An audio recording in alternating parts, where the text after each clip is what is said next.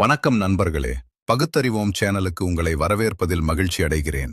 பொதுவாகவே திராவிட கருத்தியலுக்கு முன்பு, திராவிட கருத்தியலுக்கு பின்பு என பகுத்து பார்த்தால், இங்கு இன்று வரை இந்த கருத்தியல் நிலை கொள்வதற்கு இந்த நிலத்திற்கான தேவையை முன்வைத்ததால் அதை இச்சமூகம் முழுமையாக ஏற்றுக்கொண்டது.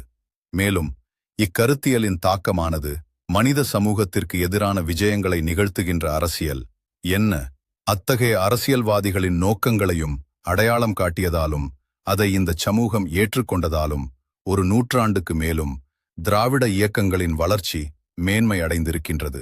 மேலும் இக்கருத்தியலை பல முன்னோடிகளும் அறிஞர் பெருமக்களும் ஏற்றுக்கொண்டாலும் இதை வாழ்நாள் கடமையாக ஏற்றுக்கொண்டதால்தான் அவர் பெரியாரானார். அவரை எதிர்த்தவர்களெல்லாம் சிறியோரானார்கள். நன்றி நண்பர்களே. மீண்டும் ஒரு நல்ல பதிவில் இணைவோம் நண்பர்களே.